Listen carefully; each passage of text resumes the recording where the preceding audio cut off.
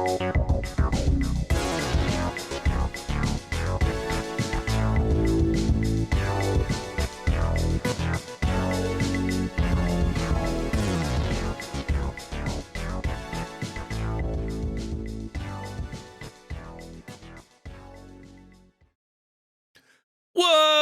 up, everybody? Welcome to the IAG Thursday thing. This thing we do every Thursday, especially when it's on a Thursday, which is always cool. Sometimes we've been messing up with that, but it's on a Thursday this time.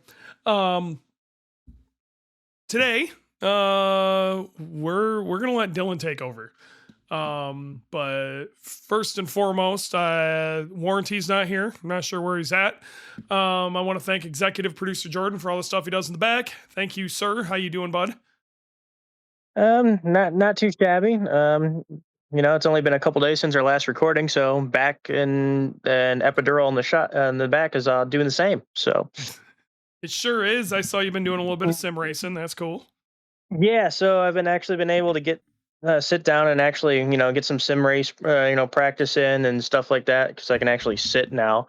But I need to prepare if I have any hopes of going to pit race and actually racing. I need to knock some rust off. I haven't been doing anything for the last 8 weeks. Yep. Get to it. So, yeah.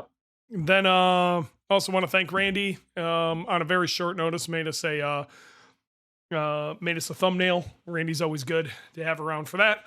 So today, idea we've been kicking around for a little while. We decided to do it at the last second, and hopefully it works out. Instead of an Ask Dewey, we're gonna have an Ask Dylan. So we're gonna open the floor up to anybody out in the podcast audience. So this could get brutal real fast. Ask Dylan anything, even if it means dumping on me or whatever. You can ask about Boogie. You can ask about his job, his past, his history. It doesn't matter. Dylan's an open book. Hit him. What his thoughts are on certain things, whatever. Get Dylan's situation. And we've already got some questions in the chat. And we're just going to scroll through the chat and answer them in order. And we're going to let Dylan do the damn thing, which is good because I'm still kind of sick. And I'm going to let Dylan carry this one. Dylan, what's up, buddy? What is happening? I am stoked to be here today. And if anyone is wondering, yes, I did give Dewey that cold. You son of a bitch. That is, it was either he gets sick or I didn't go to Lime Rock. So that is why Dewey is sick today, and was why he was sick on Tuesday, and it's probably why he's gonna be sick for a few more days. Yep, it is what it is. Can't win them all. Sorry, change your name to Sniffles 1 and Sniffles 2. Yeah, I'm almost over it. It's this one lingers around, unfortunately. So it's that time of year. All the kids are back in school. Colds start getting exchanged, and here we are. I'm sick, and I'm feeling better. Apparently, Dewey is not. Nope, I'm ass. So, it is what it is. So, but yeah, a little bit of background for people who don't know who you are real quick. Explain who you are and what your whole relationship to everything is, and when you started with IAG and all of that. Let's get that out of the way so people understand a little bit about you, that maybe this is their first time listening to this podcast. Yeah, so my name is Dylan. I've been in the aftermarket performance industry for getting close to a decade. I started out at a mom and pop shop back in the day up in Maine, where I am from. And then I started here at IAG in the beginning of 2023 as a performance technician. The company had made a shift to no longer do service work here and focus on manufacturing parts and building engines. And so that left me in a weird position of basically maintaining race cars and building side quests for like my boss and some of the other guys that work here. So that led me to meeting Dewey in the summer of 2023 after I had already put an engine in Boogie. We had met up at Midwest Fest, and when we met, he had a giant shotgun hole in his radiator, and I had never been to a Grid Life event. So we kind of just, we got together that event, and we've been going strong since Midwest Fest 23 on Boogie. That's pretty much it. That's when the saga started. Um, you kind of came to IAG specifically to go racing, did you not?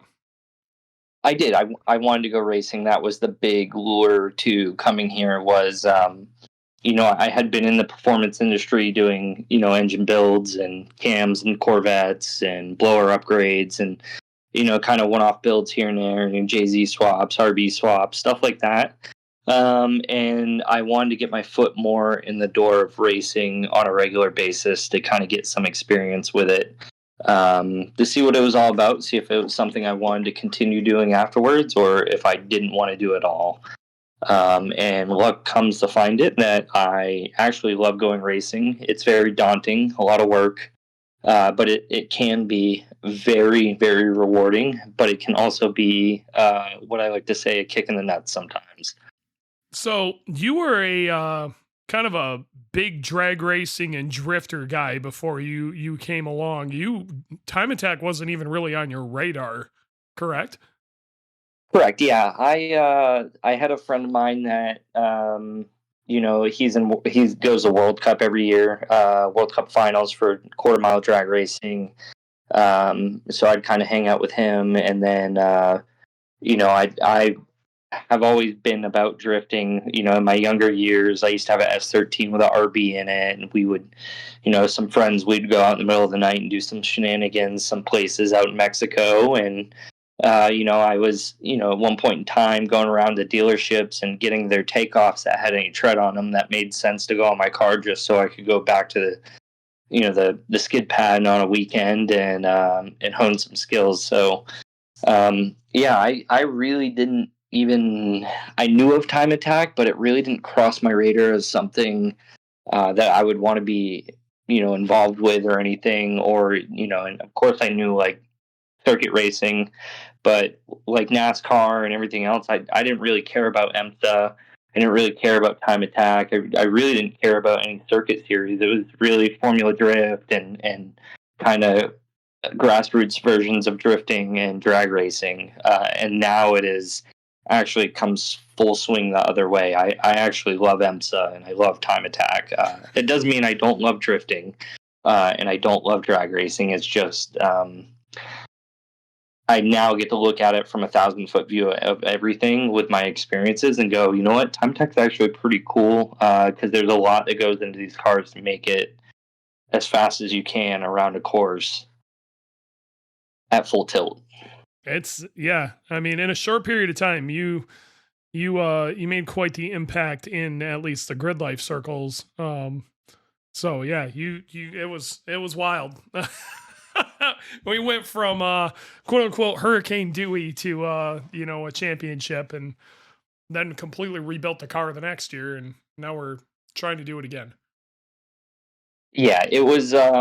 It's definitely not. It's not like we're a pro racing team. It's not like we have a giant rig. When we first met, I mean, you just had a trailer with a bunch of Milwaukee pack boats, and was you were doing your best to go as fast as you can with the knowledge you had, and so now we've just continued to develop the program from that base. It wasn't like we came in with a giant rig and started doing all this crazy stuff. As we've just continued to develop bit by bit, sometimes with help from others, but most of the time, Joanna, my girlfriend, and I'm sure your wife Dewey always complains about how much we talk to each other. There are some days where we just got done with a race weekend. It's the next day, you're home, I'm home, and that night we're already talking about the next race. Yep. So it's come quite a long ways, and it's been a blast. Time Attack has taught me a lot about motorsports and racing in general, heat management, stuff like that. Really stuff that I think I was blown away with how hot the car gets. In drag racing, it gets hot, but it's a quarter mile, so you're on limiter to come off the line, and then it's full boogie down the track to the finish line, and then the car pretty much cools off for the most part by the time it gets back to the pit. And the drifting that I was doing, it wasn't like it was full course drifting. It was you do a couple runs and go in, cool the car down, but it wasn't getting that hot compared to some of the things we deal with now. Heat management is probably one of the biggest things we have to deal with on the car, and one of the biggest shifts of how I had to focus my skill set when we built things. Yeah, it's different. Like ducting, stuff like that matters. And then you got on top of that, we got to think about aero and everything else. There's there's so much time that goes into it. Yeah. Everything affects something else. Yeah. And I thought I knew a lot when I came into this, and it was very quickly I learned that I didn't actually know a ton. So sometimes you got to look at it. I meet guys that are aspiring to get in the performance industry and aspiring to get into the racing world. And it's like, my best advice to you guys is back up probably 10 feet and, try to get your foot into the performance world. That way, you can kind of view things not just from like a one chassis, one car. It's not just a Chevy, it's not just a Subaru. You get your foot in the door to do performance work and do that cam, that LS, and do the turbo upgrade on the new Supra or old Supra, or do that. Work your way into these things, because from my skill set, that's helped me quite a bit. I don't look at a Subaru as just a Subaru, and I can go look at other cars and be like, oh yeah, it's just the reason why the reason why your AN fitting going to your block that's holding coolant is leaking is because there's a nylon inside of it and it got really hot. Why did it get really hot? Well, your turbo's leaking at your flange. That's the root cause. So it's been quite a journey, that is. So I think it's about time we start peeling through some of these questions, because some of them are just burning here. All right. So I think we start at the top. Everybody's asking, so we got to find out. Serapin Wolf asks, how much beard care routine on the daily? So, surprisingly, I actually got really lucky with the beard hair. Some days I put oil in it, some days I don't, some days I brush it, some days I just wake up and it's good to go. When it gets longer, in the summertime, I gotta shave it down. Sometimes I'll let it go in the winter, but not as much as you would think. Everybody always asks me if I've had people ask me if I straighten my beard. I don't. It just naturally grows really straight. So it's a funny question, but I'll take it. Next one, Josh Aldrich, another longtime listener. I'd like to know why he was using channel locks and generic adjustable wrench on the AN fittings at Lime Rock. I'm going to let you answer that, but I tell you what, those fucking Nipex players are awesome. Yeah, so they're not like your standard channel lock. They're adjustable aluminum Nipex pliers. They work. If you've never tried them, you should get a set. You can get them on Amazon. You can get them from your local tool guy, etc. Again, they're Nipex. They're aluminum, so they're non-marring. So just like an AN wrench, they don't mar up the fitting or anything, and you can adjust them to different sizes. So I bring 3 of them with me on travel. I bring a little suitcase with me on travel when we go to the tracks. It's not like I can roll my whole toolbox into the trailer. Sometimes I wish I could, but I can't. So these 3 pliers, I can hit any AN fitting that I want to with. I got a smaller set for, places you need to get fit. But on the car, we have everything from a 4 AN fitting up to a 20 AN fitting. So I need to cover all those sizes from 4 to 20 rather quickly sometimes. And, if I need to, for the radiator, for example, there's a 4 and a 20 on it. So if I need to take those both off, I can do it with one tool. Again, Nipex, they're really great pliers. Phenomenal. So, hey, I've used them personally. I think it's fantastic. It isn't like we're marring them up or anything like that. They're flat edged. It works out really well. It's not like we're grabbing onto them with some vice grips or some shit. Next thing, another Josh Aldrich question, but it's a pretty good one. What tools and spares do you bring to the track with you to be prepared for anything that may come up? I mean, this could go way down the deep end, but I guess. I'll keep it super simple. Yeah. I bring the standard set of uh, wrenches that are double ended. So one side is like a 12 mil, the other side's a 14 mil. So I bring that from like 8 mil to 19 mil because it's about everything on the car. Again, those Nipex pliers, I bring those. They're a must. I bring a light, and over the years, it's kind of, if there's a specialty socket, I'll bring it. So the bolts that hold the guide rail on, if you would, for the dry sump pump belt, I think they're a T27, but I have one that's I like custom shortened, so I'll make sure that's in there in case we need to take that apart. But for the most part, we've gotten down to it's just a small suitcase of some sockets, some wrenches. Again, I can't harp enough. Those Nipex pliers are really good, and some minor stuff like that. We also have tools in the trailer, and then some torque wrenches. What, you hating on the long bag? I'm not. Yeah, the long bag has turned into a long box. Yes. But yeah, I mean, we have a good stuff in the, my buddy here, Ethan, we call him Forklift. He has been pretty awesome this year with a lot of help behind the scenes of organizing the trailer and help packing. So the trailer has gotten a little bit more outfitted. That way we're able to kind of bring what we need to the track. And of course, there's always something that you end up needing. That way you can, we'll run around and ask for stuff, from people if it's one thing we don't have. I do bring a tap and die set with me, though. That has come to find out not a lot of people bring those. So I typically bring a tap and die set with us. So that way if we're ever in a bind, I have that covered. Yeah, I think that about covers it. Serapin Wolf asks another burning question that we just, we got to talk about. Do you still Dylan, do you continue living by our Lord and Savior Lizard? Yes.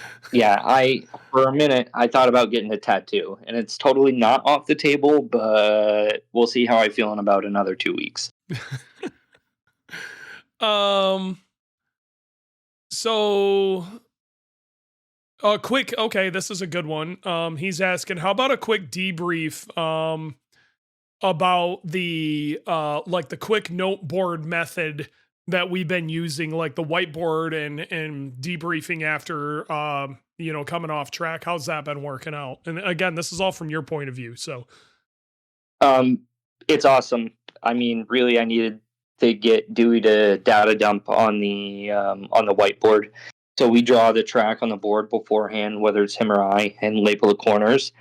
And we just write down like times we need to go grab or what we're shooting after or our previous best. And then we can go over footage after each run. Dewey now has a job after he gets out of the car to data dump, and we're writing down keynotes on the board so that way neither of us forget.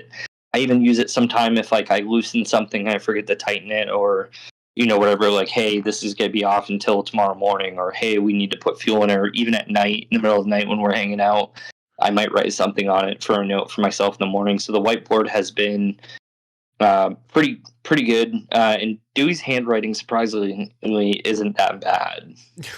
I go out of my way to make sure we can both kind of understand what we're doing. Like some of it's chicken scratch, but that's only chicken scratch I have to know. If it's anything that I would need to make sure we both know, I try to write it out correctly.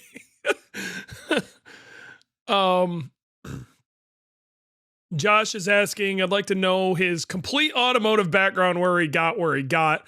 I mean, you don't have to go too into detail, but maybe a little more into like kind of where you were and how you ended up where you're at. So I started at a Chevy dealership right when I got out of the Marine Corps. And then a friend of mine opened up a speed shop. I was there for a few years. And then I ended up down at National Speed in Richmond for a few years. And then I ended up here a few years ago. So just a Spark Notes version on that.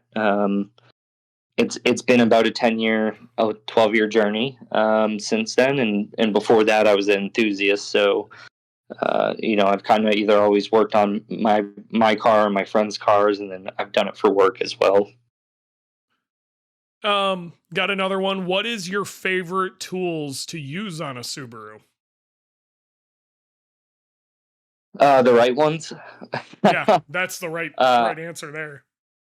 Yeah, I'm a big. I mean, I invest heavily in my toolbox, in my tools. I think if you're not using the correct most tool for the job, then you're going to end up with problems. Sometimes you're just in a pinch where you don't have that tool, and you got to make it work. But that sometimes can lead to errors. A good torque wrench, all that stuff matters. And I've over the years invested in good tools. So, favorite tool. I know what mine is. I don't know if I have a favorite tool. Those really long Cornwell with the swivel end fucking ratchet wrenches. Yeah, they're great. Mint. It's like the best thing. They're good for everything. Yeah, they're pretty good. I have these really long extended Allen sockets that work really good on stuff. Mm-hmm. And then swivel sockets are a big one. 12 mil, 10 mil swivel sockets. Yep, for sure. Jeremy's asking, and again, this is your opinion, and I'm assuming he's asking about the specific kit that we have on Boogie. What's your opinion on the EBC Apollo big brake kit for the STI? So we've got the Apollo. I want to specify, we have the competition kit, so we also don't have any dust boots or anything like that, but fitment should be about the same. What's your take on that? Yeah, so I'm going to put out there that if you're asking about dust on brake pads or a brake kit, I'm not the guy to ask. I don't really care about dust. You haven't come off track and looked at me yet and said the brakes aren't there. Yep. And we haven't had any issues with the brakes yet, and we put a lot of abuse through them. So far, I give my thumbs up approval. They fit real good, they work real good, and they continue to take up the abuse. And I think I was pretty surprised about how well it gets these rotors glowing, and the rotors just keep coming back as well. We're definitely putting heat into them. We're definitely putting heat into them. There's no getting around that. So, where's warranty? Hell, I don't know. I doubt he's coming. So, what do we got? I have somebody asking more of a me question. I can answer this real quick. I was listening to one of your podcasts last night and you said the Gravel Express is what you want from Subaru. Has anyone done one? Is it possible as a project car is an easy one? I mean, it's not exactly an easy thing to do a Gravel Express, but basically you'd find a 15 WRX and shove it under a cross track.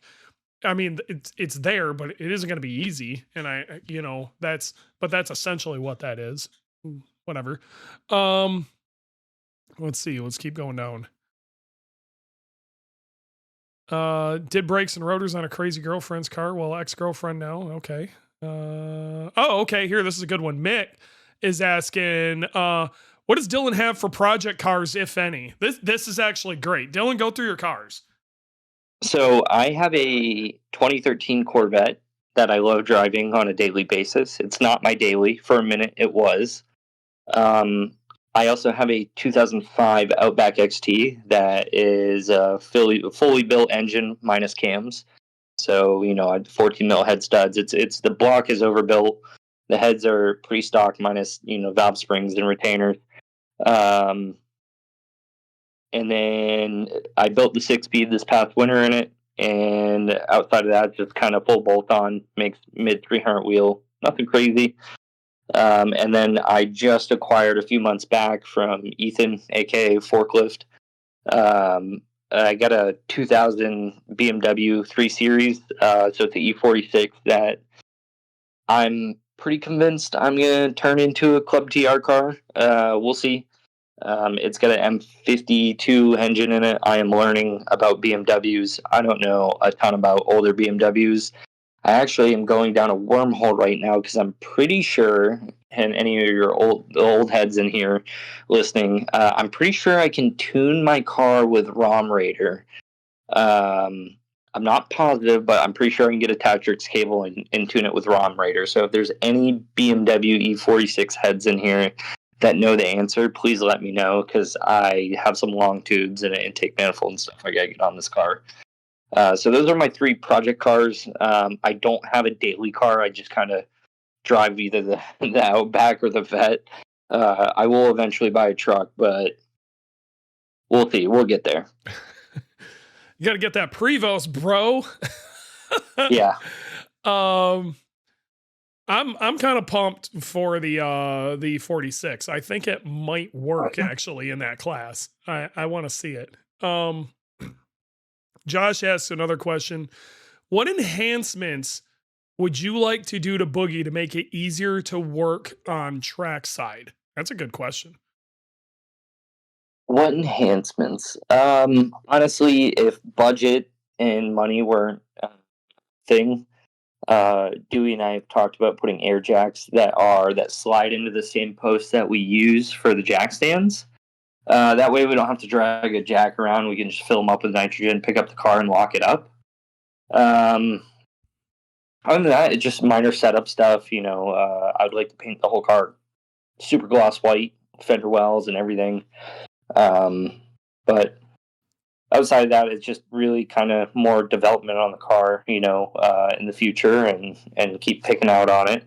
We've gotten to a point where nothing's really like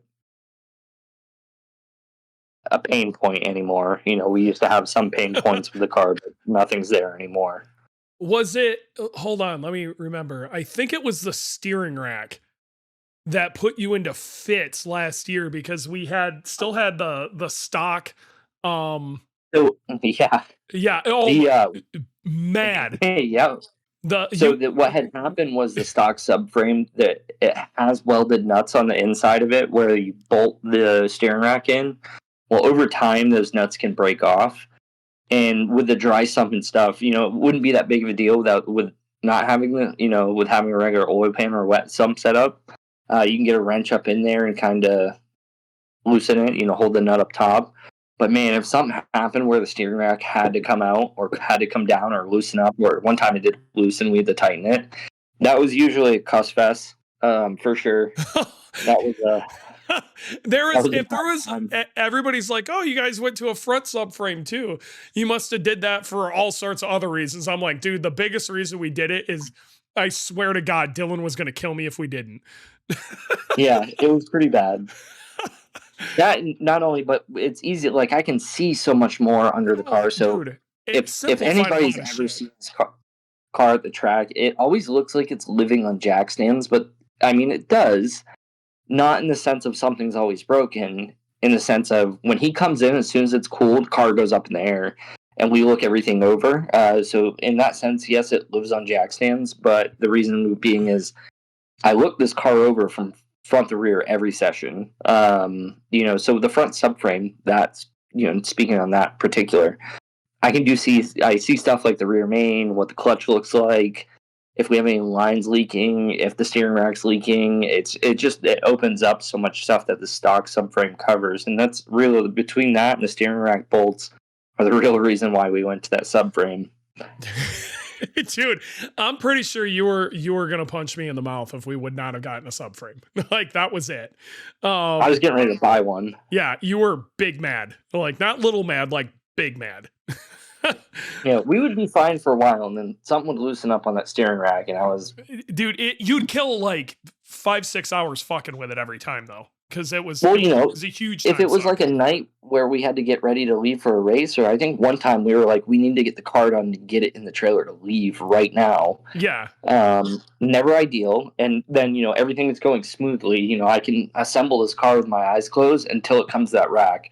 And then I gotta go heat up a wrench and bend it. I have a wrench that I bent that fit up in there, that fit perfect, that you could almost just hold everything correctly. I sanded it down in one direction, bent it in another.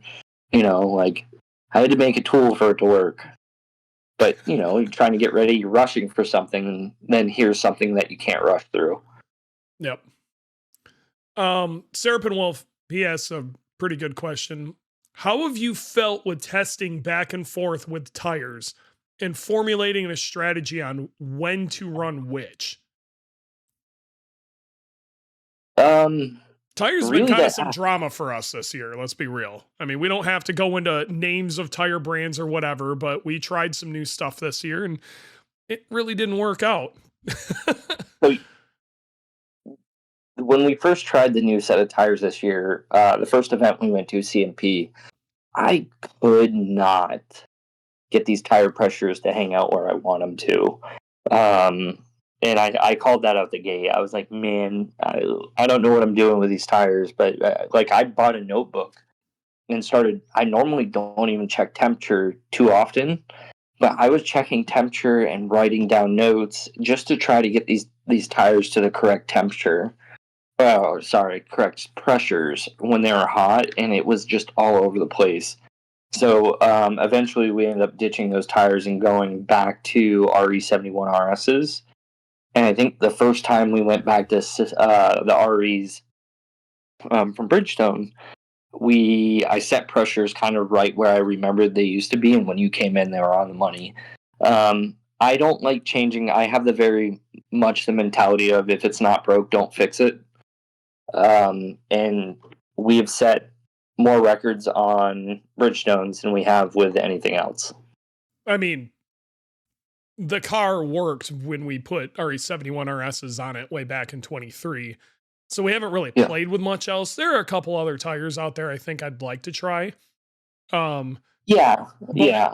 I'm not against trying tires we gave a very fair shake to the other brand of tires. Okay, so it isn't like we just gave a half-ass shake to it, and we both. There's no denying the data was very, very evident that stickers, those things were stupid. But the second they weren't stickers, they weren't. So yeah, either way, we don't need to get too deep into that, but yeah, I think the strategy on what tires to run, whether we run a newer set or an older set, even though they're already 71 RSs and stuff, it's a lot of you and I just talking back and forth and what we think the track's going to be. And, you know, I wouldn't say it's an argument, but sometimes it's a debate, you know? And then we kind of we just fucking kind of wing it. Yeah, what other people are doing. Are we in front or not? Do we got podium sprint we got to worry about? You know? Yeah, what the weekend looks like, weather comes into effect. Yep. You and I talk about it quite a bit throughout the weekend and whatnot. Usually we have a set of stickers depending on the event we're going to. Also depends how our season looks. Yep. You know, if our season is kicking off and we're like, all right, you know, we've won one race, or this year we took second place twice. And then so that really started, you know, formulating like, how many sets of tires do we need to bring to the track? All right, 3. I think at one race, I think maybe Midwest Fest, we brought 4 sets of different tires. Yep. Just to try to give us our best bet, including a set from 2023 that are very old tires, just as like burners if we needed to test something. So the strategy is basically, when do we want to go fast? How fast do we want to go? Are we able to go, are we able to go fast? And do we want to use our brand new tires to go fast? Yeah. And like, have we cleared it enough? Have we done enough to do what we need?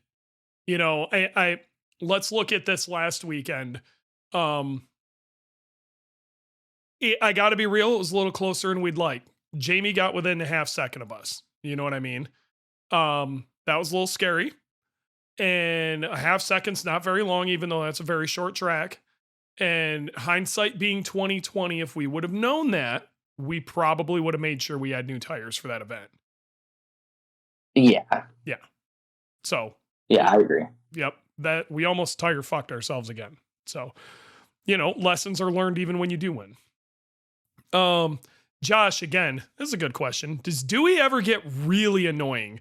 Do you ever have to tell him to go away so you can work in peace? Do you ever have disagreements? And if so, do you throw tools at him? I don't think I've ever thrown a tool at you. We've got into it bad before. Like, we've had some like rough arguments. Last year was really bad, especially before Midwest Fest, when at the end of the month, when neither of us were getting any sleep, and we were dude, it was fucked. We got into it a little bit at CMP this year too, because we were both like, motherfucker, we really got to change the trans here. Yeah, that was. I think the only times we've really gotten into it is it's always just been we're absolutely exhausted. We're probably both in our mind questioning ourselves why we're even doing this. Yes. And then we're also just, you're so exhausted that you just have to point fingers for why, whatever reason. It's like, God damn it, dude, you burnt the popcorn. You know what I mean? Like, popcorn was probably already burnt, but now it's your fault. I don't think I've ever thrown a wrench or anything at you. Nah. And you've never annoyed me while I work. That's not true. More or less. I've stuck my hands in your way before a few times trying to help out when it actually wasn't helping. Okay, maybe. I don't remember it, so. Yeah, it's usually minor enough to where I don't think you give a shit. Now, here's what I do want to bring up. How often do I have to play blocker for you? That's what I was about to bring up. So, I'm going to apologize to everybody for right now. If you ever see me at the track and I have, like, my RBF face on, and I'm actively trying to get stuff done, and you're trying to come say hi or something, I do not. If I come across mean or upset or anything, I do not mean it. It's sometimes we got to get a lot of stuff done. At the end of the day, we want to win. And we do have a good bit of people come say hi to us at the track, to the point where I have to have Dewey kind of hang out and talk to people. So I can get stuff done in the car, because there's nothing worse than working on the car at 1 a.m. still. Yep. So we call it, I'll text them and be like, yo, I need you to come play blocker. I'll have these conversations with them. But if like something's going wrong and I need to get something fixed so I can eat dinner or go shower or something, then I'm definitely like, I need you to play blocker. I don't need to talk to anybody. Sometimes I'll put headphones in. So if you've ever seen me with headphones in at the track, it's because I'm trying to focus. I'm listening to like Hans Zimmerman or something. No joke. And I'm trying to focus so that we can get the car ready for the next round, next day, or whatever we need to get done. If you ever come, if you're ever at the track and you're chatting with him and he's kind of in the middle of something, you see me come from fucking like left field. Like, hey, what's going on? Where you at? What's that? How's things? Like, I'm actually trying to get your attention so he can work. Yeah. If you come back later, I promise you, I will give you my undivided attention. I don't mean to just block people out. It just sometimes things get chaotic. Hey man, we got to win. Like, winning is winning. Yep, winning takes top priority. So, all right, next one. Question for both. Okay, so I'm assuming that's me and you. You're given command of Subaru as a brand. What do you change? I'm interested to hear what you'll say, and then I'll say my stupid piece. Okay. I think obvious, bring back the STI. Yeah. Caveat to that, I think there should also be a rear-wheel drive option. Okay. I think that's the first thing I would change.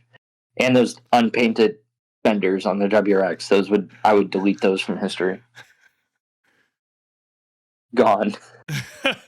I've said first thing I would do, because it'd be immediate, that we could do like today, is I would shove a WRX drivetrain under a Crosstrek immediately, and I would call it the Gravel Express, and I would sell it tomorrow. Okay, we'd sell so many of them we wouldn't know what to do with them. Okay, those parts exist. Make that happen. Sell it tomorrow. I'd bring back an STI version of the Brat. Yeah. I mean, that's honestly, if I were Subaru, I'd start doing weird shit again instead of trying to be every other car brand. Or like the Baja. Yeah, a Baja Brat kind of thing. I think it'd be sick if they'd make like a mini Ute out of a Crosstrek. Like, give it a little mini truck bed, 2-seater kind of. I think they'd sell the shit out of that. And they'd grab all that nostalgia, the nostalgia bait shit that works with the Broncos. Do it with that, and kind of give it that like, modern retro look vibe to it. I think it'd work. Yeah. And I would develop a new Impreza chassis that is significantly smaller, or make a sub chassis that is smaller and base the STI off of that. And then I think the BRZ needs to be its own. Yeah, I would like to see, instead of an STI turbocharged version of the BRZ, I'd like to see STI be allowed to literally lose their fucking minds. Like, what can you get out of this thing NA?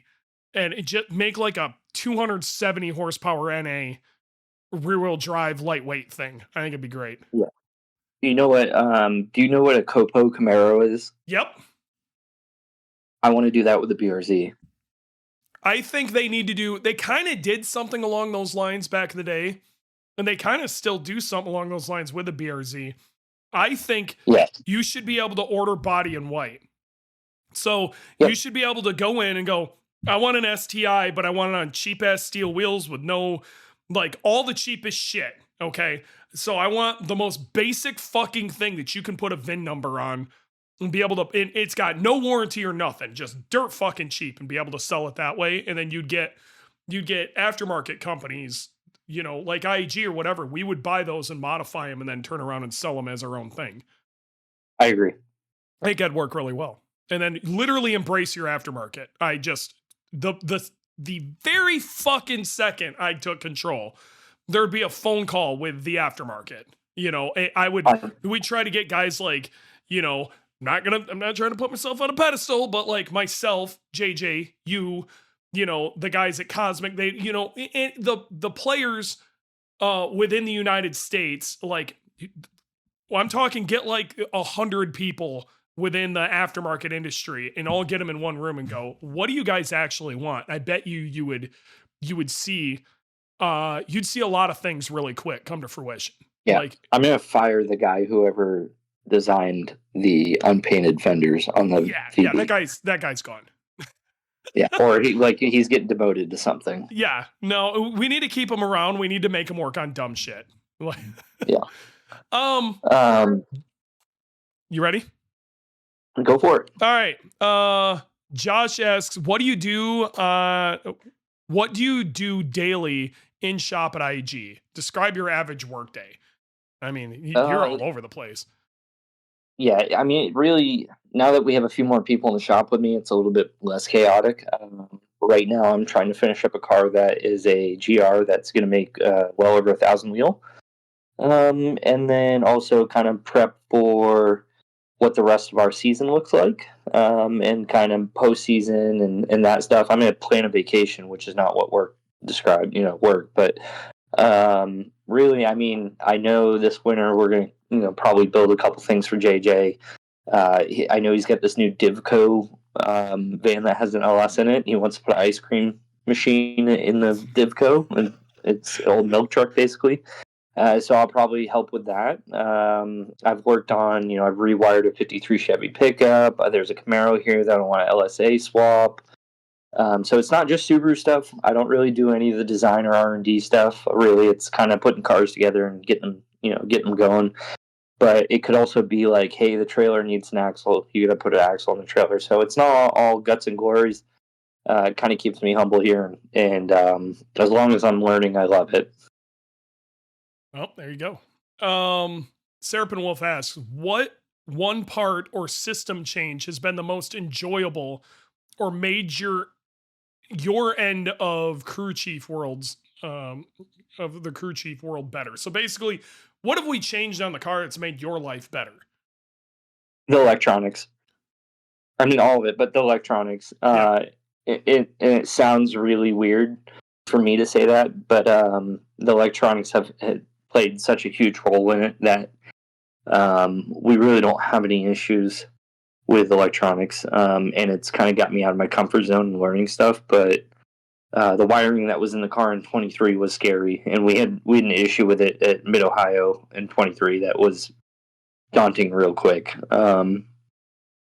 The buttons are real nice, you know what I mean? Like, we have a system where we don't have to call Graham and be like, hey, I need to, you need to remote in so we can adjust the boost table so we can run more pressure. Now it's just a button. So it's one less lift or one less thing I have to worry about. So it's easy. It's an easy topic where we're like, hey, it's a little bit harder today. Why don't we bump up the pressure 2 psi to compensate for heat? And that's literally just a push of a button. All right, next question. He says, this is for everybody. Anyone know where I can find this rear lip? It's for a bug eye wagon. That is an STI part. That is a JDM STI part. We never got that here in the States, and good effing luck. That's going to be a hard one, bud. Good luck. So I don't think I've ever seen one of those in person. Yeah, that's going to be that. I've seen that full kit in person like twice in my life. Okay, and I am a super slut. So that's going to be a really tough one. Good luck, buddy. Jeffrey, PJP05STI. May not be the best episode for this, more of an Ask Dewey stuff, but Dylan probably knows a lot about this too, and I could totally ask. We had chat very briefly this week about stage 1 versus stage 2 IAG oil pump on the 750 block with a stock head, single AVCS, pretty simple oil cooler. My concern was to overheat the oil with too much flow stage 2 pump and bypass, which can create basically causing cavitation. I understand what you're saying here. Think it would be good to explain here why stage 2 is okay with that kind of setup, but not the 12 mil pump. You know what? I can answer this real fast for you. Long story short, our stage 2 pump is based off the 11 mil pump. We did a bunch of testing using our Spintron. What we found is a 2.5 liter block does not play nice with the 12 mil pump. Long story short, it tries to cram too much oil in a spot it's not happy with and just sits on the bypass the whole time. Now, I'm sure you could modify some things, especially on the bypass, add some shims, whatever, and it might live a little bit better. It might act a little bit better. But what we found is you are better off with an 11 millimeter pump, shimmed maybe just a little bit so it'll hold pressure a little better. That would be our stage 1. And then our stage, you end up better off with our stage 2, which is basically that same concept with holding a little bit more pressure, but it's also been ported, so it just flows better. So when it's asking for more, it can actually give it. Long story short, the 12 mil pump just doesn't play nice. Cavitation isn't much of an issue, and this is through testing. As long as you stay with the 11 mil pump on a 2.5 liter, you're fine. The 11 mil pump on a 2.5 liter without AVCS, you're on the bleeding edge. With AVCS single or dual, you're in a good spot. Now, the 12 mil pump is for a EJ207 dual AVCS dual drilled crank. Okay. That is a different animal, and it is asking for quite a bit more volume. And that's in that situation, the 12 mil pump makes sense. So if you're listening to this overseas, you got a dual AVCS engine, dual drilled crank, and it can eat that kind of volume, then that's probably the answer for you. So there you go. You want to add to that? No, I think you covered it pretty good. Right. Mick, that was my first Grid Life event too. Which one? Where the hell were you, Mick? Josh, have you ever had a colossal comeback or failure on work you performed? And if so, what was the outcome or resolution? So I'm assuming like something went totally god awful that you dicked up, and you what'd you do to fix it? I try to forget about a lot of those. It happens. I think anybody that's been in this industry long enough has had either some kind of failure or some kind of, oh shit, I forgot this, and had to fix it. So I will say one that has come back to light for me that I actually had a buddy hit me up the other day. It was not a Subaru. It was a 2008 GT500 Mustang. So it has the first version of the Coyote, I believe. I was doing cams in it, so dual overhead cam. And at the shop I was working at, we didn't really pick it was kind of like we had a sales guy, but we also had guys that would work out what parts went on what. And a little bit of oversight, kind of got into this, and something we all learned on. Nobody was wrong. It's just this is what got us was I got this all back together. It's a new oil pump, cams, all this stuff. And you get it on the dyno and it would idle, run fine, and you start getting it under load and it would just die. And then you go to crank it back up and it would act like it had no compression. So we took it off. I probably took it apart, checked everything over. Timing was good. Went and drive it. You drive it as soon as you got into it, right? I'd make it up the road, but as soon as you got into it, it would die again. You would lose compression. So come to find out, the springs on the intake for the GT500 engine are for the valves. The springs are taller, and a lot of companies sell springs for the exhaust and intake as the same size. So that intake valve would hang open, act like it had no compression, backfire at the intake. I had that engine apart probably 3 or 4 times before we finally figured that out, and it's not a huge difference. You can Google it. But I just had a buddy call me and I was like, hey, have you ever messed with one of these? We had a customer come in, got cams installed from another shop, and it's doing X, Y, and Z. I'm like, yeah, you get the wrong springs on the intake side. As far as like comebacks and everything, sometimes things are so chaotic with like the racing program that those moments happen so fast. I will say the most recent one was probably Mid-Ohio, where we finally won. 2020, the end of 23, the car burns down. 2024, we were in such a rush to rebuild it. And it was just an onslaught of just getting kicked while you're down. And then we came into 2025 this season, and it was, just second place after. It was one little thing that it kept holding us back. And we kind of prepped the car to go out. And this was the session you ran, what was it, like a 1:26.5? Yeah. You went out and all of a sudden just ran that time. And there was videos posted. Joanna got a video of me. Just, I was praying. I'm not very religious. I was just praying that everything would work on the car. And it had been a long weekend. And just praying everything would come together and that we could find time. And then, I'm literally leaned over onto the wall for the hot pits, and you come by, and I'm watching my phone with my head in my hands, and I see the time pop up, 1:26.5, and I just stopped breathing. I was like, holy shit. And then I instantly lost my mind. I started running and jumping. Randy was eventually an arm's distance. I'm pretty sure I popped him.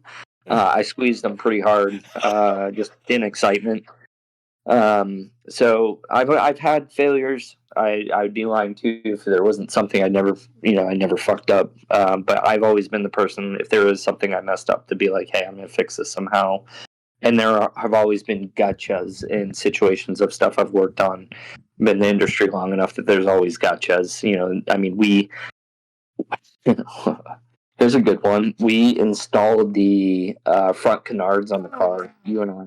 That was an us problem. We installed them backwards. Ran a whole event. Heard a ton of pictures of us with these canards on backwards. Nobody said shit to us.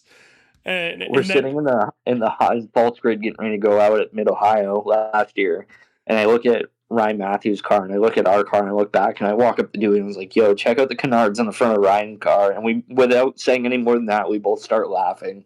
Because we're both like, they're on backwards, and we put our shit on backwards. I mean, we're just kids learning still. Yeah. It's, I learn stuff every day. Yeah. It's too funny. Let's see. What else do we got? Josh Aldridge wanted to throw in there. Lime Rock really changed his opinion about drifting. Really cool to see it in person. Those guys have some serious driving talent. Yeah, especially a bunch of those grid life guys. They are not playing around. You saw some guys sending the living shit out of it. So, yep. I mean, I don't know what else to say to that. Dewey's a caveman when left to his own devices. Yes. What else do we got? OEM JDM option. Probably need to look. Dylan, big BMW guy. Here's a question. All right, you still ready? I'm ready. All right. What are the best ways to prolong a vehicle for HPD or track day fun, not serious competition?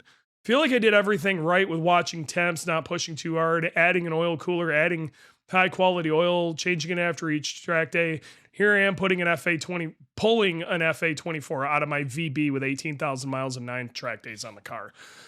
That sucks, buddy. Yeah, I'm not gonna lie, that really sucks, and it might not be a situation where it's entirely your fault either. Yep. As far as best ways to prolong a vehicle for track days, I'm gonna start with a lot of people that don't do this is nut and bolt the car every event. Sometimes in between days, sessions.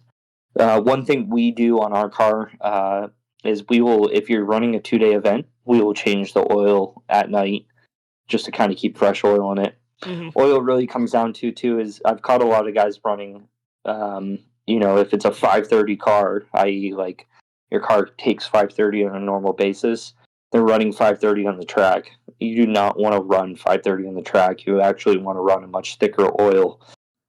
We run a 2050 in our car, or a 1550, 300V. I've seen guys run 2060. A 540 is almost not enough, but that might be, in a car that takes 0-20, 540 might be the answer.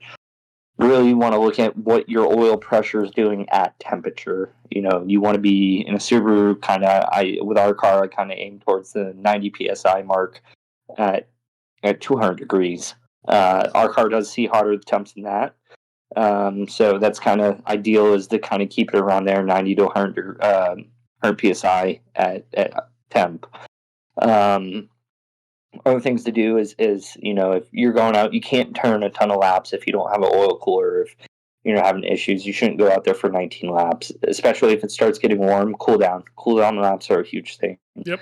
Stay out there, stay out on track, cool the car down. Means your brakes, your fluids, everything else, cool everything down, and whatnot to make sure everything can come back down to temperature. And then again, look everything over. If you're having an issue already with your car, you might be sending it pretty good. You might be faster than you think. If you don't have baffles in your oil pan, I know the F824 is a new engine out there, and so there are things in the background happening with baffles and oil pans and stuff. So please hold on. We're working on it. A lot of other companies are working on it too. In the meantime, he's got a WRX, so he doesn't have quite the same issues that the BRZ has, but I still think he's going to be running into some of them. I can't stress this enough. Overfill. If you're still on a stock oil pan, you need to overfill a little bit. Have 3/4 of a slight overfill. Yep. Whatever you can do. Really, just a lot of the times I run into new guys at the track that are running that that 530. You got to bump it up. A 1550 really isn't that crazy. Just let it warm up before you go out. You know what I mean? Like that really isn't that crazy of an oil. A lot of people freak out. It's not. I would also recommend you can get a Cobb access port for a couple of reasons. One, you can monitor things that you normally can't on your dashboard. And then B, you can get yourself a tune, which even a normal street tune's probably going to be more reliable on track than the stock tune. But most tuners, if you talk to them and tell them, hey, I'm going to the track, I'm going to be beating the shit out of this, they will dial back their street tune. So it's safe for you to run laps on, and you're gonna have a better shot. Okay. Yeah, you definitely communicate with your tuner. Yes.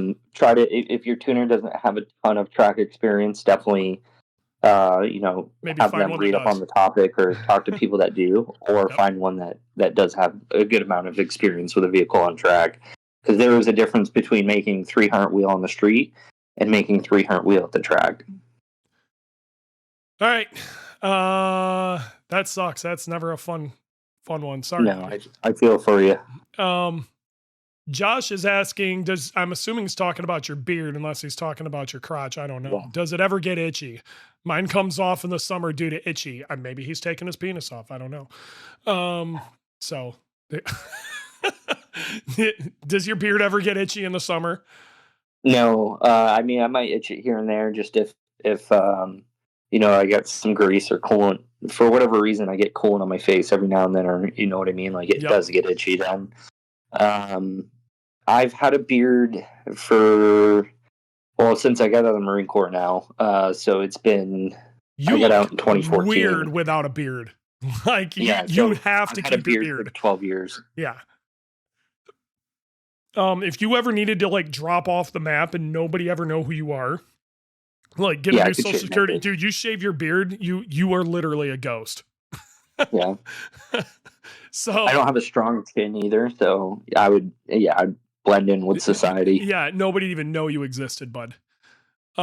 Make it cosmic. Look what he's showing off in the chat. He's got those Nip-X Yeah. pliers. Dude, that's the answer. They're the best. Yep. It's the answer for sure. Ray, what is your sleep routine during events? Oh, that's funny. I don't. No. It depends how stressed I am. My thing is, if I'm super stressed, I will literally sit in a chair until 2 or 3 in the morning, just looking at the car. I'll crawl underneath it, just touch things. If we're really trying to win, or if it's a really fast track like Road America. Obviously, I have to stuff Dewey into this car, and he has to go do obscene amounts of miles an hour. And so, his life is basically in my hands, the way I look at it. So I do get stressed out quite a bit at these events. Not only that, but I just, it's a pretty run rugged thing. So at the events, I like to hang a hammock somewhere. Sometimes it's in the trailer.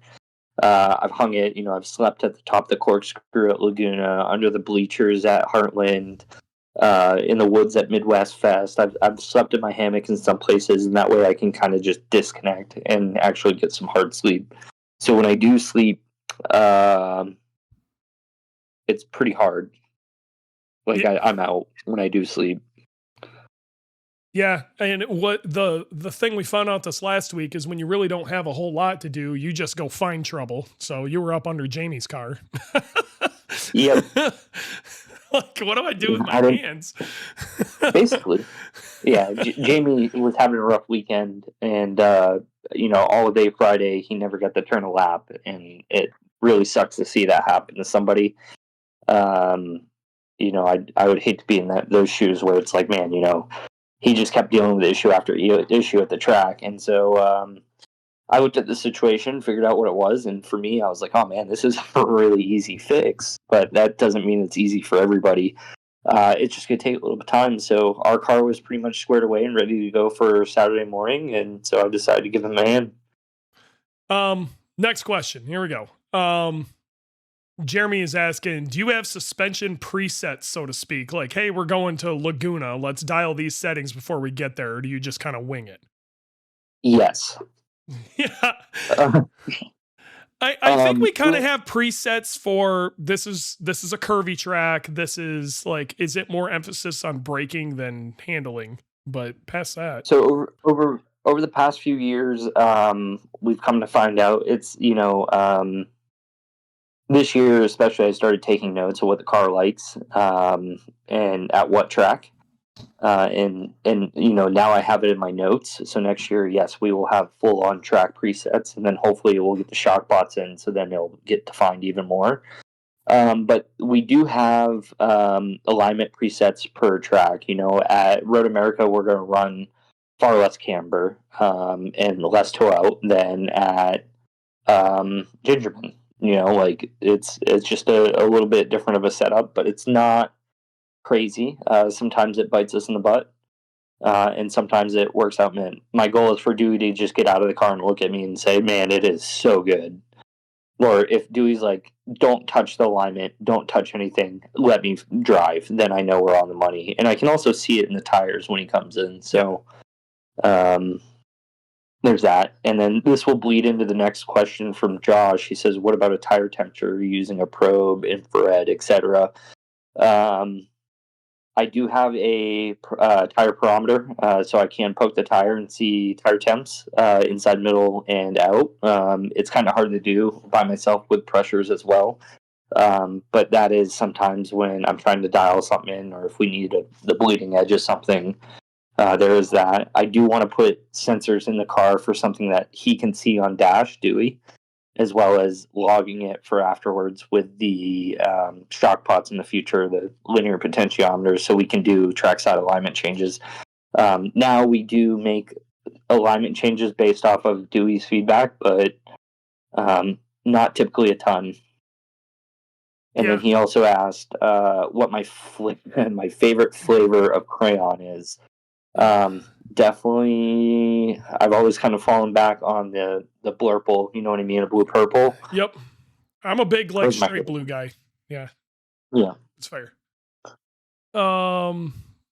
Some of the VSCs guys have done a WRX swap and a cross track. Okay, this is a good one. Sam from Dialed In. Love him to pieces. He's a big reason we're at where we're at now. If it wasn't for him, the wiring never would have got done. So love him to pieces. If you guys need M-Tron or wiring, make sure you hit up Sam. Based on what you've learned so far, what would be your ultimate track car build? Chassis, powertrain, engine management, etc. I really, really, really, really want to do something naughty, and I want to put a 4G de-stroked into a Subaru keep that with Subaru all-wheel drive, and we can put it in probably a GC or GD, and I want to rev it even farther, making crazy amounts of power, or I want to put a JZ in something time attack related. Really bad. That or it's gonna be a Corvette with turbos and pretty much what the reality of it is. If you can fit a Corvette in the class, the Corvette is the right answer. Yeah, Corvettes C6. I have one. Yeah. There's a reason why I have one. They're good. But if I wanted to get crazy for ultimate track build, that or like some crazy Honda, believe it or not, like some Frankenstein K-Series turbo Honda that makes a bazillion powers. Bunch of spinning wheels. I still want to do a GT40. Yeah, I really want to do one of those. That'd be so real good. Bad. Yep. Really bad. If anybody ever wants to fund a GT40 build with Dewey and I, it'd be the most American thing in history, I promise you. Yeah, call me. I'll grow a mullet for the whole thing. It'll be so good. I think that somebody needs to take a GT40 done correctly, and then we get, I don't know, like Roger Penske or somebody on board to go after, whatever we're doing, Roush somebody, and go try to chase down the RP968 for World Time Attack. I think that's the play. But yeah, it would be barely legal and amazing. All right. As far as engine management, you've played around with a couple of different things. You might as well play on that. What's been your favorite to screw around with so far? So I really want to learn M-Tron more. I don't know it a ton. It's from the capabilities of our car and seeing it there and some other cars. I think M-Tron's good too. I also like Haltech. I'm a DIY tuner, meaning I'm learning. I like tuning my own car and my friends' cars. I'm not a tuner by any means. I'm learning. Haltech, the reason why I like it is it's very easy to move around in the software and understand what's going on. They have a really good operating system with the software, but M-Tron, it's just so good. It is really good.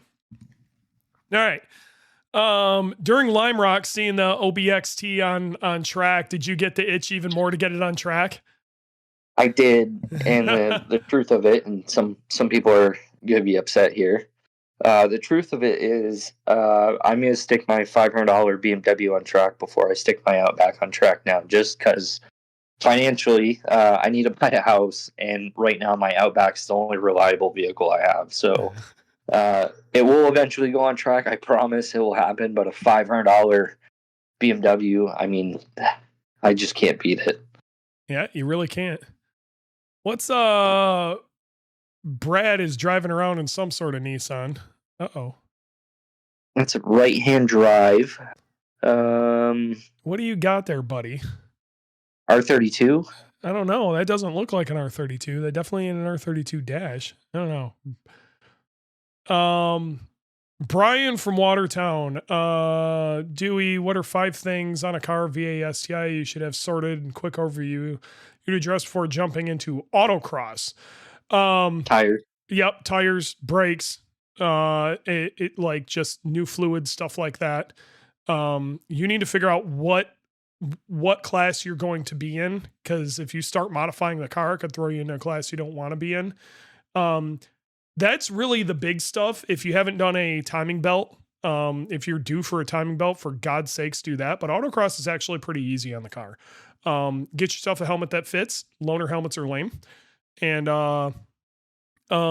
you need to find some friends when you're there. So when you get there, find some other people. Doesn't necessarily have to be Subaru people, but there's almost always Subaru people at an autocross. And try to find some people who kind of understand the chassis and what's going on, and listen to them. Be a really good idea.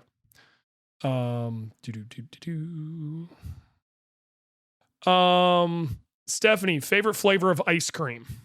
Asking you. Ooh, I love ice cream. I grew up, my parents were pretty cool in this part, as we always had ice cream in the house. I don't know if I have a favorite flavor, but if I lean towards it, it's either going to be Moose Tracks or mint chocolate chip. It's fair. Hey Legends, what are the stock coil packs rated to an 11 STI? You want me to take this? All of it. All of it. It's rated. Nobody's. All of it. I've like, people have done over 1,400 wheel horsepower on stock coil packs. Do not get sucked into that aftermarket coil pack bullshit. Yes. If you're trying to make big power, new OEM coil packs. I've never seen an aftermarket coil pack really be worth it in any way. And a lot of times they actually become the root of a lot of your problems. So don't mess with aftermarket coil packs. So yeah, just stock, all good. Dylan, for service or otherwise on subframe or other bits, what color do you find, I'm going to assume means ideal to see any possible leaking or seeping fluids? I got the TSS subframes showing up, and I need to pick a color to powder coat it, leaning champion gold, neon red, or light gray. I would say white's the easiest thing. White. Yeah. Yeah. Anything that's gonna be light colored and bright. You know, your We Run comp gear fluid in the trans, that's blue. Yep. The engine oil is engine oil, so brown or whatever. Sometimes green. Our power steering fluid is green. In most cars, Subaru starting out, it's gonna be red. White, anything. There's a reason why we painted the engine bay white on Boogie. It's easy to see leaks.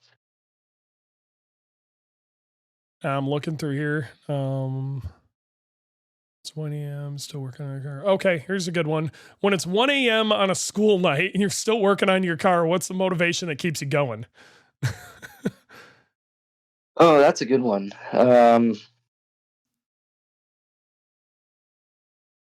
I gotta kind of think about that one for a minute. I can tell you, we hate fucking losing. And that's different. Do hate losing. I hate losing more than I like winning. I gotta be real. Like, and there's a fucking difference. There's a few things that keep me going. Ultimately, when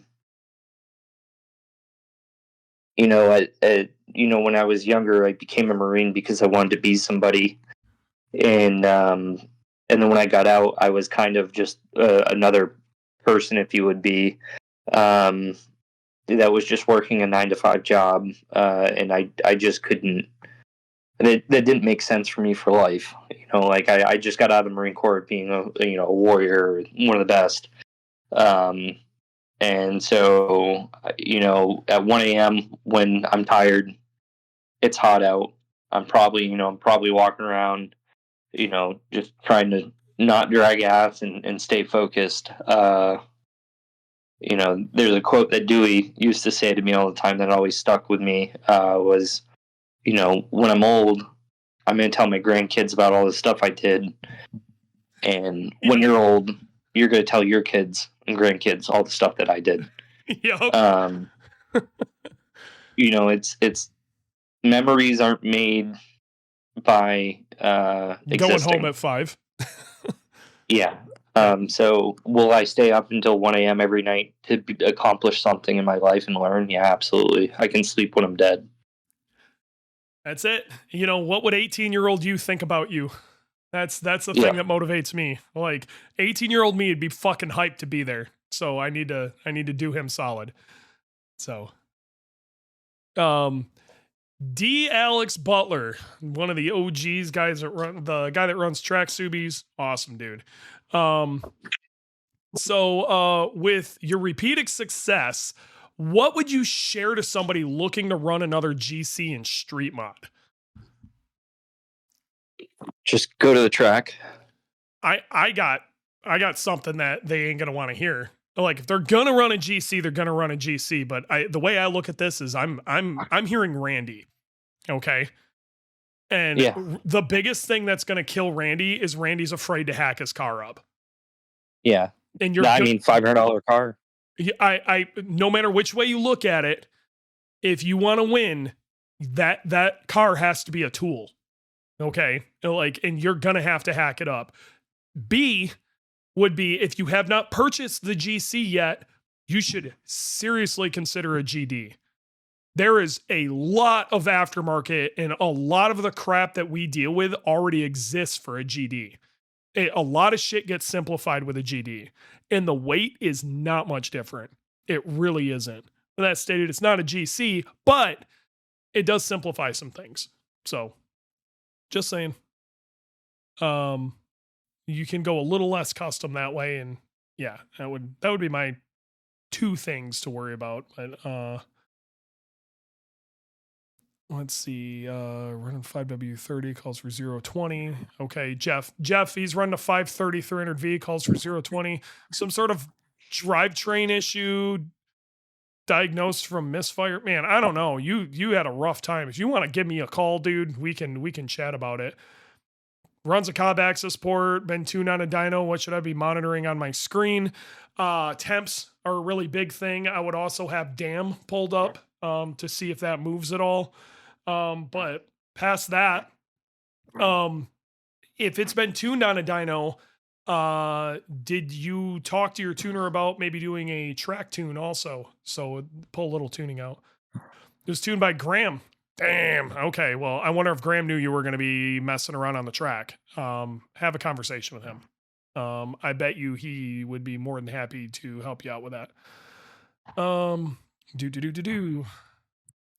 They're asking me, is Dylan going to work on the Mini Cooper when you build it for Sunday Cup? I think it's going to be mostly me and my kid because there's not a whole lot Dylan needs to work on with that. But I guarantee Dylan's going to be doing some laps in that thing. So Dylan's going to get sucked into it in one way or another. It just is what it is. Yeah. I think everybody's going to end up turning a wrench on that at some point. So, I'm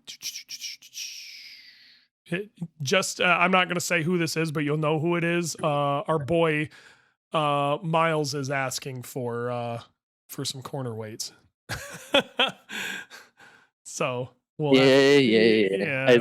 we'll get maybe to that. Probably I'm in the middle of some stuff that I don't always get the focus on Boogie every day. Yeah. I get it. We'll bring him in. He's asking, like, he just texted me. It just blew up on my phone. So Mary Fields is talking about Mtron. She actually just went to that Mtron conference. She's got some cool stuff coming down the pipe. I'm sure we'll end up talking to Mary about that later, but super cool stuff. Serapin Wolf, have you ever gone to Laguna for historics? It's dreamy. It's something I've always wanted to do. Have you seen how they do the historic races at Laguna? Yeah, it's one. That's on my bucket list. I want to drive Laguna now. Oh, you really do. It's wild.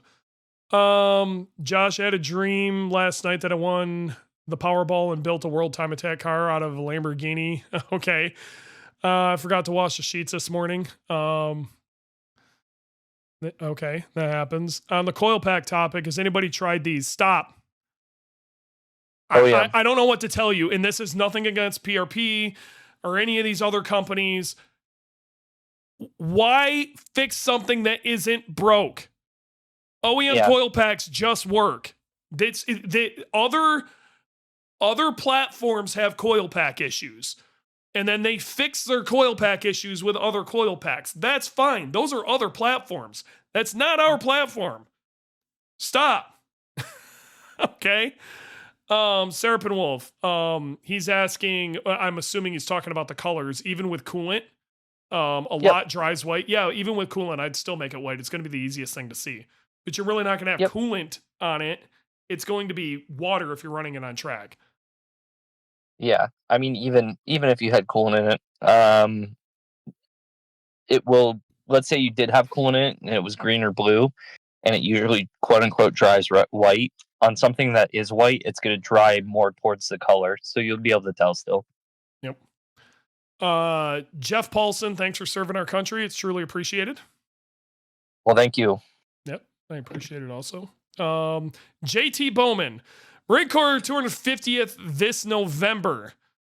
The Marines have a plan to celebrate. Do we have a plan to celebrate this November? I'm gonna get in my dress blues this year. I haven't been in my dress blues since like 2013. Ain't no way I'm fitting in my dress blues. But no, I don't fit mine. You know how I'd like to celebrate? With a fucking championship. Yeah, that Chesney too. would approve. Coil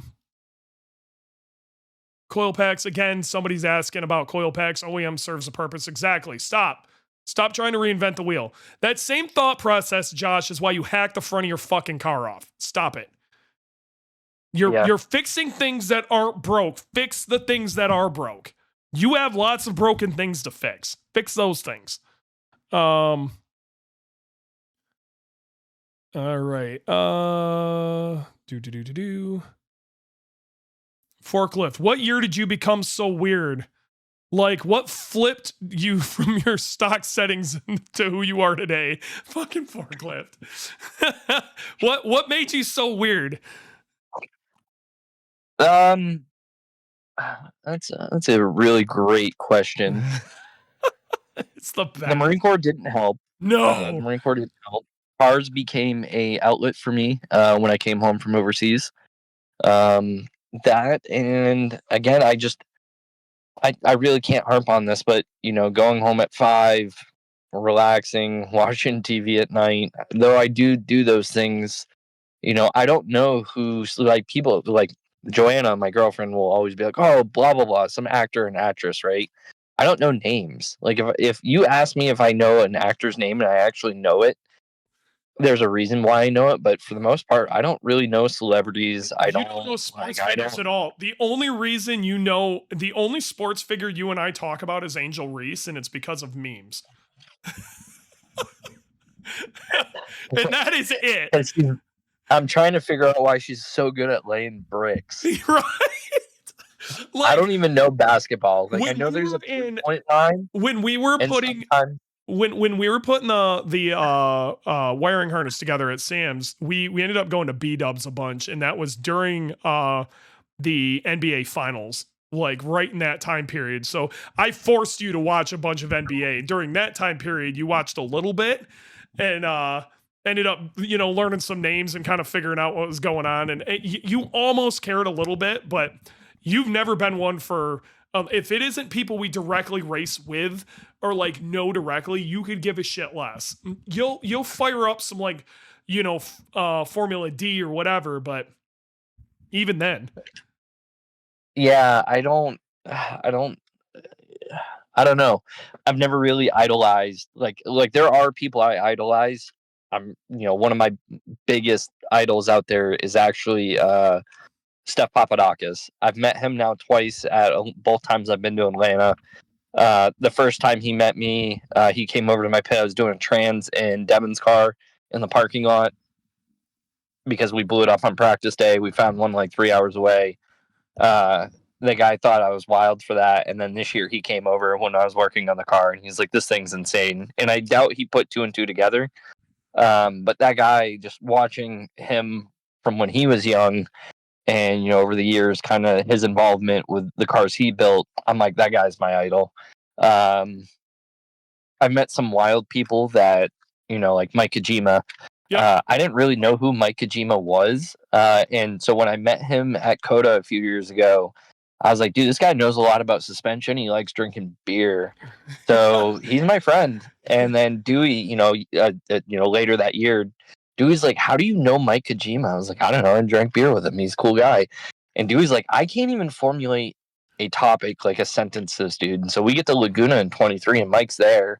I'm like, oh, hey, what's up? And Dewey's just looking at me standing next to him like, I can't even speak to Mike right now. I can't even talk to What Mike. am I doing? And now Mike wants to be on the podcast. And so I want to bring him on, but I'm actually worried about bringing Mike on the podcast because I don't know if I'm going to be able to formulate proper sentences. Like, I have that much respect for that man.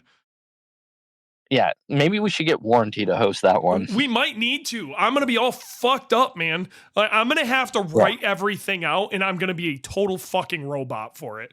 So hopefully I can make that it because Mike, yeah, I put it, but there's those people, within the industry, yours is like Steph Papadakis. Mike Kojima is really big on that with me, that like other people really maybe don't know, but like, they're not some like big time celebrity, but like I hold them at this, like I hold Mike Kojima at this crazy level, and another person I'd really like to meet that I hold at a crazy level, but for a completely different reason, is Chris Ratto.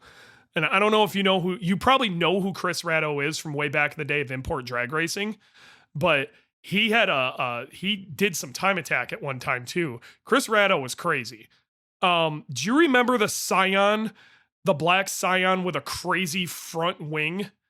Yes. Yes. Okay, now I know who he is. That's Chris Ratto, and he managed to get Toyota or Scion to like throw in on that, and so that was kind of factory backed. He was a psychopath. Yeah, it like their Go Baby Go button was nuts. It was I think that if they held the button, it CO2'd the wastegate shut.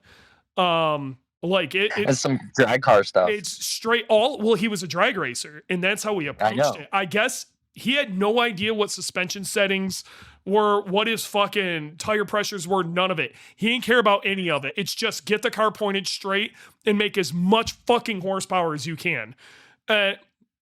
He had no idea how fast he was going. He had no data, nothing, did not care. And to great success. So like, Chris Ratto stories during Time Attack, I want to get like Nads and some of these other guys on to talk about Chris Ratto stories because they're fucking crazy. The Professional Awesome guys had a ton of stories about Chris Ratto. I want to bring them on to Heat Exchangers sometime, and I want a whole thing of Chris Ratto stories. That's going to be this winter. I'm going to organize as many people who have a Chris Ratto story. I would love to get Chris Ratto, but I guess he's like a ghost. It's like impossible to get a hold of. Yeah. So I have like one more good question in me. I actually have a massage appointment booked. I have to get to. Yeah, well, I think we're about done anyway, dude. We did it. So I will say on idols that I do have, not in the industry, I would kill to meet Shane Gillis. Because that dude is just straight up funny. That guy is funny. I want to meet Shane Gillis or Dave Chappelle. Yep. Those guys Dave's a legend. I like comedy. Those are probably the biggest celebrities I know. Like I know of.